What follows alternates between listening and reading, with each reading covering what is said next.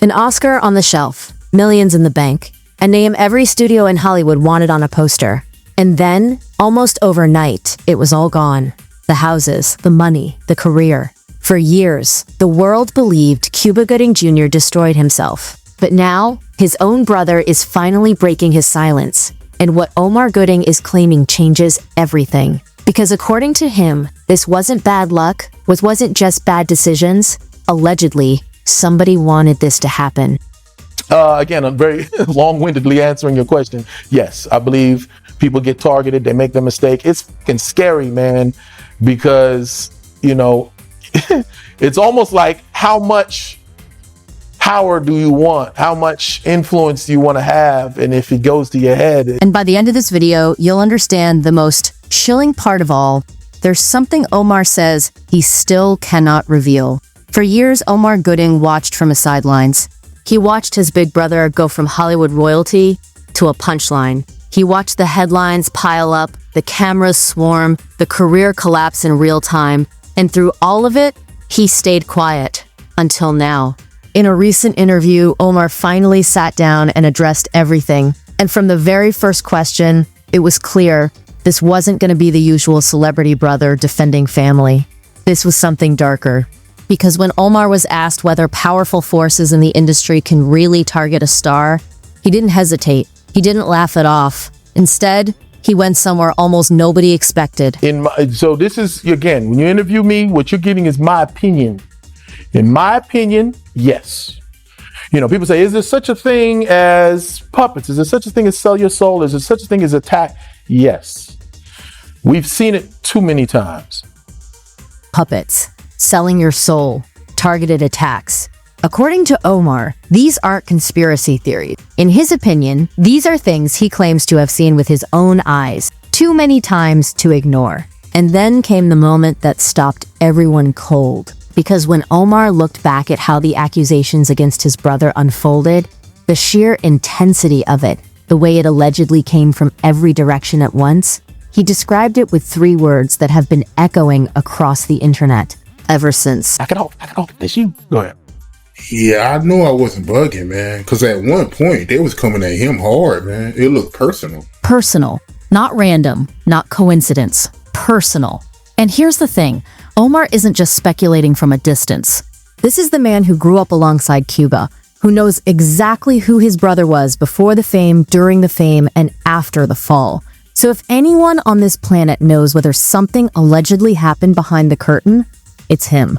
But to understand what Omar believes really went down, you first need to understand just how high his brother climbed. Because the higher you rise in Hollywood, allegedly, the harder they can make you fall.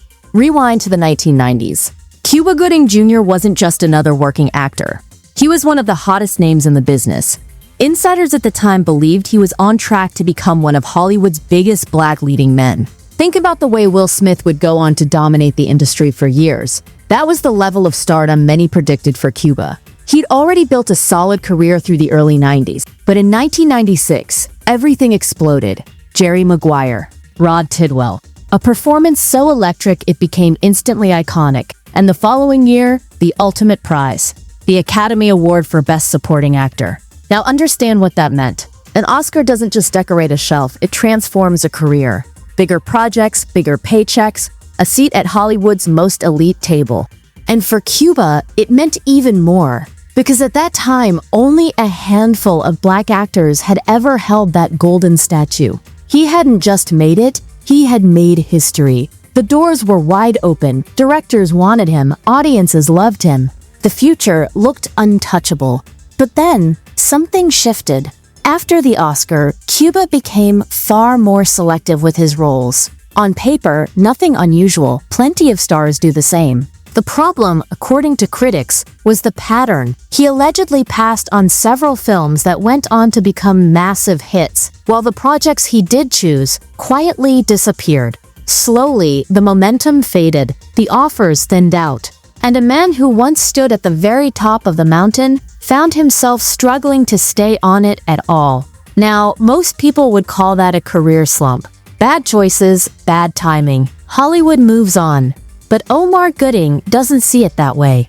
Because according to him, Right around the time things started falling apart, his brother allegedly made a very powerful person very upset. And after that moment, he claims nothing was ever the same again. It started with a headline, then another, then a flood. Over time, dozens of women came forward accusing Cuba Gooding Jr. of misconduct, allegations ranging from unwanted kissing to inappropriate touching. The story dominated the news cycle, and in 2019, it reached a boiling point when surveillance footage from a New York bar hit the media, and Cuba found himself facing criminal charges. New surveillance video captures the moment that now has actor Cuba Gooding Jr. facing 2 misdemeanor charges, accused of groping a woman in a New York bar Sunday night. TMZ obtaining this video, which allegedly shows the accuser sitting down next to Gooding and his girlfriend. Gooding appears to first put his hand on her thigh. A few seconds later, he appears to move it up near her chest. The actor is then seen pulling her hands to his lips. Another man then walks over. The Oscar-winning actor from Jerry Maguire, who also starred in The People vs. O.J. Simpson, everybody thinks I'm guilty, seen here handcuffed yesterday when he entered a plea of not guilty to charges of forcible touching and third-degree abuse. His lawyer claims it was the accuser who pursued Gooding. It was very clear and apparent that the lady who made these false charges was stalking Mr. Gooding. This lady continued to invade his private space until ultimately somebody, not Cuba, but somebody else, had to tell her to please excuse herself. Handcuffs, court dates, the Oscar winner from Jerry Maguire, now a defendant. To the public, the footage was damning. News anchors called it shocking, hard to watch. The court of public opinion delivered its verdict within hours. But when Omar watched that same footage, he says he saw something completely different. And his breakdown of what actually appears on that tape is one of the most jaw-dropping parts of this entire interview. What he was accused of blew my mind because they accused him of inappropriate touching. And I said, what the fuck is inappropriate? Go on. And they had footage. They showed the footage, and it was him and his girlfriend, not his wife, girlfriend sitting next to him. And then some other girl comes over and his hand goes up like this and back down. And then it cut away. And then the news anchors were like, man, shocking, hard to watch. I was like, what was hard? What did we even look at? We got more footage, and he was walking through the club, and the girl that accused him was walking behind him like, hey. A hand that goes up and comes right back down. A camera that cuts away at the perfect moment. And according to Omar, additional footage allegedly showed the accuser herself following Cuba through the club afterward, trying to keep the conversation going. In his eyes, the whole thing simply didn't add up. And notably, that particular case was eventually dropped. But here's where it gets even stranger. Because while all of this was unfolding, Omar claims something suspicious was happening online. During his own past public disputes, he says he discovered that many of the accounts attacking him allegedly weren't even real people. And it's crazy because the last public back and forth that I was in, there were people chiming in that I later found out weren't even real people. Robots and bots and you fake comments and fake accounts and all that type of shit. And it's like, damn, that's bots, fake accounts, manufactured outrage. Now, Omar never claimed to have proof that the same machinery was allegedly deployed against his brother, but the implication hung in the air. If fake accounts can pile onto one Gooding brother, what could they do to the other one at the exact moment he was most vulnerable? Still, the critics have their strongest card, and it's a real one, because Cuba didn't beat every charge. He pleaded guilty, and for millions of people, that plea ended the debate forever. He admitted it, case closed. Except, Omar wants you to know exactly what that guilty plea was actually for. And according to him, the real story behind it is nothing like what people assume. Quick, I'll try to be quick. He went out and tipped the waitress. The waitress got so happy with the amount he tipped her, she came back and kissed him on the cheek. And he grabbed her face and said, you missed, and kissed her on the mouth. She said, oh. That was one of the accusations. That's the one that they pulled. Once they said, oh, wait a minute, He said, yeah, I did that. So Okay, you grabbed her without her will. That's inappropriate. I'm like, come on, yo. But that's what, so when people say, oh, well, he was guilty. Yeah, freak him up. Like, he was. A generous tip, a grateful waitress who kissed him on the cheek, and Cuba, allegedly in his usual over-the-top, carefree way, grabbing her face and kissing her on the mouth. That, according to Omar, was the single incident behind the guilty plea. Inappropriate? He admits you could absolutely call it that. Grabbing someone without their consent is not okay. Omar himself acknowledges the criticism.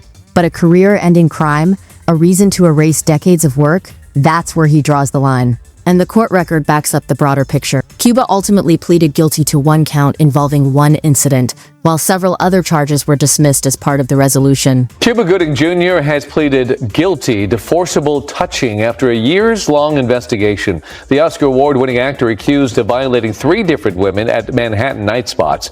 He pleaded guilty to one count of touching a woman inappropriately at a nightclub in 2018. His lawyers argued that overzealous prosecutors caught up in the fervor of the Me Too movement tried to turn commonplace gestures into crimes. His legal team argued throughout that prosecutors, allegedly caught up in the fervor of the Me Too era, were trying to turn commonplace gestures into crimes. Critics fired back that the sheer number of accusations couldn't all be misunderstandings. And somewhere between those two positions, a superstar's entire life quietly burned to the ground. But Omar's most disturbing claim isn't about the courtroom at all. It's about the timing. Because according to him, his brother allegedly upset somebody powerful. He says he knew it the moment it happened. And ever since that moment, everything allegedly snowballed. The accusations, the headlines, the financial collapse. All of it, one after another after another. And when the interviewer pressed him to explain exactly what he meant, Omar said something that sent chills through everyone watching. He said he will not reveal his full belief. A man willing to defend his brother on camera against the entire world, still allegedly too cautious to say the one thing he really thinks. Ask yourself, what kind of truth is too dangerous for a brother to speak? Behind the headlines, there was a human being falling apart. Omar describes it in painful detail. The money dried up. The houses, gone. Everything their family had built through decades of work, allegedly collapsing piece by piece, while the world watched and laughed. So energetic and full of life that if he was to do that, it'd be a problem. But anyway, I do believe he made somebody upset. I will not say my full belief. I can get into details because I knew right while I said, And ever since that, all of a sudden, you know what I mean? And it snowballed. It was terrible. It was bad for him. I don't know how much his business is out there, but financially, everything dried up, boom, boom, boom, houses, just everything was bad. And he had to, crawl out of it. He's still crawling out of it. You know what I mean? And Cuba's own explanation for that era is heartbreaking in its honesty. He never denied being wild. He never denied the energy, the parties, the chaos. But according to him, it was never targeted at women. It was just who he was with everyone. It wasn't that my behavior was focused towards women. I was carefree in front of groups and crowds of people.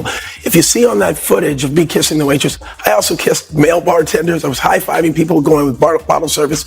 So yes, if that is inappropriate, then yeah. I mean, some of the allegations that women made, and I want to make it clear. Yeah. High fives, hugs, kissing male bartenders on the cheek, a man allegedly so carefree, so full of life, that the same behavior people once celebrated as charisma was suddenly being replayed as evidence. Nothing about him had changed, he insists. Only the lens had. But maybe the deepest wound wasn't the money or the headlines. It was the silence. Because when the storm hit, Omar says the phone stopped ringing. The friends, the colleagues, the people Cuba had lifted up for years, allegedly vanished overnight. Nobody wanted to be attacked next. I'm innocent and you accuse me of shit. I'll be on every podcast, every day I'm on my phone. Listen here, this is what happened. But he chose to be quiet and he kind of just had to ride it out. And it's also messed up. You find out where your friends are. Everybody's like, oh, did such and such call? Did whoop-de-whoop hands? He's like, nope. Nobody even check on me. Because people, they're like, they see the attack, bro, and go, oh, well, don't attack me too. I can't be like, yeah, that's my friend. I vouch for him. Oh, yeah? Well, we found out that you was doing, oh, never mind. I don't know I don't know him. I don't know. Imagine that, standing accused in front of the whole world and turning around to find absolutely no one behind you. And yet, In the middle of all that darkness, one small moment allegedly broke through. A stranger. A single comment on his social media. A woman thanking him for pleading guilty, for being accountable, for standing in the storm instead of running from it. No charges were brought on these. Right. And I know that in Hollywood, a lot of very famous stars, they get a lot of false allegations. So I'm not presuming any of these to be true or otherwise. They were never things that led to charges. But there seemed to just be a pattern of claims. A woman in 2001, he rubbed his groin and pelvis hard against her bottom. 2003, put his hand on a woman's buttocks and squeezed it when they had a picture together. Another bar in 2006, bit a woman on her shoulder twice and thrust his pelvis against her. Another woman in the Hard Rock in Las Vegas, 2007, kissed her, licked her face, grabbed her bottom, and so on. I'm going to go through them all. As I say, I don't know the veracity of each individual claim, but there were a lot of women who came forward who all made claims that you just behaved in a way that was inappropriate and bordering on a form of assault. Now, I'm not here to relitigate what's happened to you. You pled guilty and you've been dealt with, and you apologize for your conduct to any women that you'd offended. 100%. Cuba says that message hit him harder than almost anything else. Because after years of being painted as a monster, someone finally saw a man trying to own his mistakes and crawl his way back. Today, Cuba Gooding Jr. is still rebuilding. Omar says his brother is making powerful new connections, working on big projects, slowly climbing out of the wreckage. But the damage is done. The Oscar winner who once had Hollywood at his feet now carries a reputation that may never fully recover. And here's what makes this story bigger than one man. Because Omar isn't the only voice claiming that stars who allegedly upset the wrong people pay a devastating price. Cat Williams has spent years making eerily similar claims about the industry. Some of us are against the Illuminati, and we are against the Illuminati at our own detriment. When people are against the Illuminati, then they get punched in the face all the time. The press hates them, and nobody likes them. And Kanye West has alleged the same pattern, claiming that the moment he speaks what he calls the truth, the world calls him crazy. And I wouldn't be here. And on the news, they would have said it was because of a mental issue, right? Yeah. I ain't never been back to the hospital since 2015, but every time they say I'm crazy, it's just when I'm saying the truth. So what's the crazy part, really? What's the crazy part, really? Then he goes even further, listing names, tragedies, losses that he alleges were never coincidences at all. Michael Jordan, what about him? His daddy, right? Bill Cosby, his son, right? Dr. Dre, his son. Out in Hollywood, a lot of people come up missing. Feels like it might be a lot of that in order to control, traumatize. They want to monetize and traumatize. 3 different men, 3 different careers. One allegedly identical warning. Rise too high, refuse to play the game, and they'll allegedly find a way to bring you down. So now, the question belongs to you. Was Cuba Gooding Jr. simply a man destroyed by his own choices? Or was he allegedly silenced at the exact moment he started making his own decisions? His brother says it looked personal. Cat Williams says the powerful always sting back. And Kanye says people go missing in Hollywood all the time. Maybe it's all coincidence. Maybe it isn't. We'll let you decide. Drop your verdict in the comments below and subscribe with the bell on, because the next story we're uncovering is even darker than this one.